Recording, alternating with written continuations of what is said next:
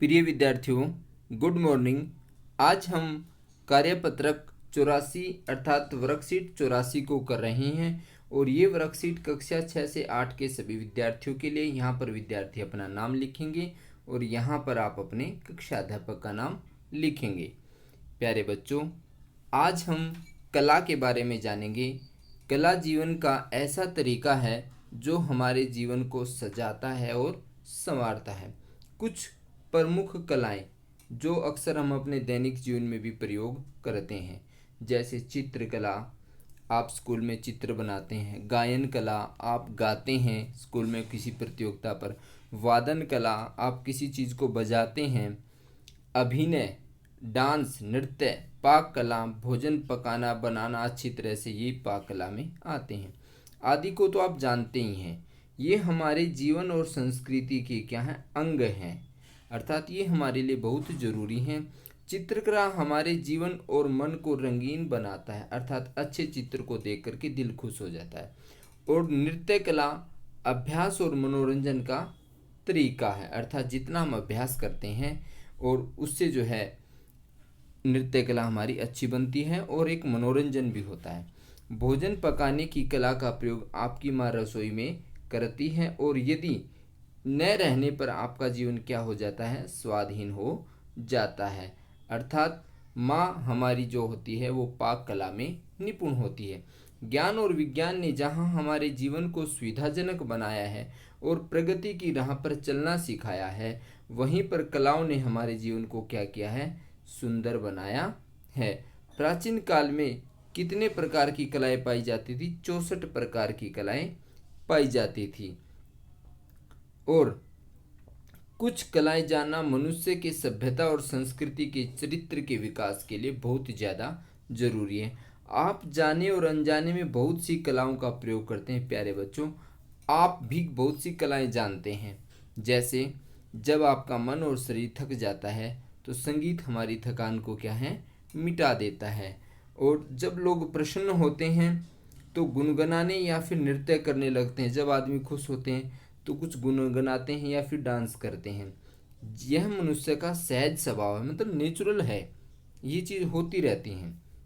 आप भी विचार कीजिए कि आपकी किस कला में रुचि है। आपको सोचना है कि मैं क्या कर सकता हूँ, मेरी किस कला में रुचि है। यदि आप कुछ गाते हैं तो उसे रिकॉर्ड करके अपने स्कूल के ग्रुप पर भेजिए और सबको सुनाइए। आपके स्कूल, पड़ोस या घर में जो भी आपके विचार से अच्छा चित्र बनाते हैं, गाते हैं, वादन डांस आदि करते हैं, उनकी भी सूची बनाइए।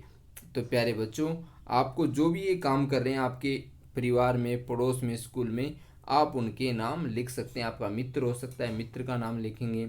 यदि आपके मम्मी पापा किसी कला में निपुण, आप उनका नाम लिखेंगे।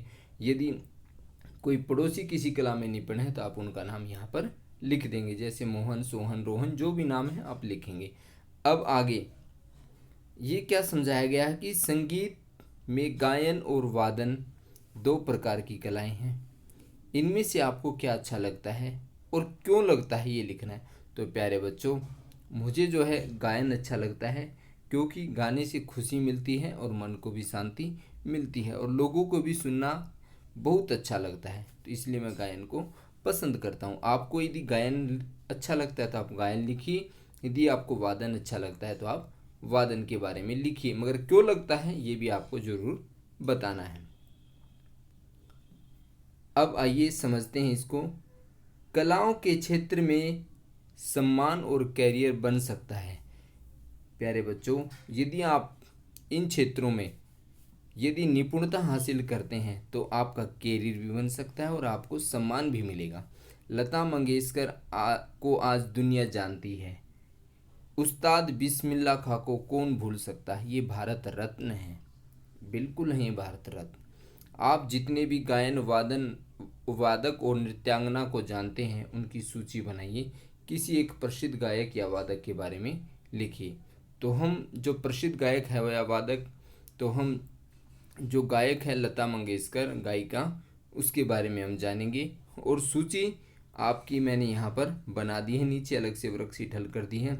कुछ वाद्य मुंह से फूंक कर, कुछ तार से, कुछ थाप या पीट कर बजाए जाते हैं। इन चित्रों के द्वारा पहचान कर आगे नाम लिखिए। तो प्यारे बच्चों, हमें इनके नाम लिखने हैं। जैसे ये क्या है, ये है ढोलक। क्या है, ढोलक। और आगे के ये, अब इनकी सूची अलग से तैयार कर दी गई है आपकी। जैसे ये रहे कुछ वाद्य यंत्र, जैसे ये है पियानो, इधर वाला गिटार, चित्रकारी पेंटिंग, सितार, और ये आपका है तबला, इधर आपका है वायलिन, और ये जो है ये है ड्रम सेट, और ये जो आपकी इधर से है ये है शहनाई, और ये यहाँ पे जो दिखाई दे रही है ये है बांसुरी इधर की तरफ, और ये है सिंथेसाइजर ये वाला इधर की तरफ। तो प्यारे बच्चों, आपको इनके नाम लिखने हैं। अब हम कुछ गायक, हमें एक गायक का नाम बताना है, वादक का नाम बताना है, तो उनके नाम लिखने हैं एक एक के। तो प्यारे बच्चों, कुछ गायकों के नाम मैं आपको बता रहा हूँ। जैसे किशोर कुमार है, ये भी गायक हैं। मोहम्मद रफ़ी हैं, ये भी गायकार थे। कुमार शानू, सोनू निगम, ये सब गायकार हैं। वादक लच्छू महाराज, जो तबला वादक थे। और नृत्यांगना मिंती मिश्रा, ओडिशा की है, ये बहुत अच्छा नृत्य करती है। और तान्या सक्सेना, ये भी एक नृत्यांगना है। तो यहाँ पर जाना हमने गायक के बारे में, वादक के बारे में और नृत्यांगना के बारे में। और एक जो हमारी प्रसिद्ध नृत्य गायिका है लता मंगेशकर जी, उसका हम परिचय जानेंगे यहाँ पर। भारत रत्न लता मंगेशकर भारत की सबसे अनमोल गायिका है, अर्थात जिसका कोई मोल नहीं है, अनमोल। उनका जन्म 28 सितंबर 1929 को इंदौर के मराठी परिवार में पंडित दीनदयाल के घर में हुआ। किसके घर में हुआ? पंडित दीनदयाल, अर्थात इनके पिता का नाम पंडित दीनदयाल था। इनका पहले नाम हेमा था, अर्थात बचपन में इनका नाम हेमा था, और बाद में इनका नाम लता रख दिया गया। लता ने संगीत की शुरुआत मराठी फिल्मों से की, अर्थात जो उनकी पहली शुरुआत हुई वो मराठी फिल्मों से की थी। बाद में ये हिंदी के गाने गाने लगी थी। लता जी को संगीत में महत्वपूर्ण योगदान देने के लिए 1969 में पद्म भूषण सम्मान है, पुरस्कार मिले हैं इनको। 1999 में पद्म विभूषण, और 1989 में दादा साहब फाल्के पुरस्कार मिला है, और 2001 में इनको भारत रत्न से नवाजा गया, अर्थात इनको भारत रत्न पुरस्कार भी मिला है। और ये है हमारी गायिका लता मंगेशकर जी। अब हमारा एक प्रश्न रह गया था ये कि आपको इनमें से कौन सी चीज़ अच्छी लगती है गायन और वादन में से। तो मुझे गायन अच्छा लगता है, क्योंकि गायने से मुझे खुशी मिलती है। आपको जो अच्छा लगता है आप वो यहाँ पर लिख सकते हैं। तो प्यारे बच्चों, आज के लिए इतना ही। धन्यवाद।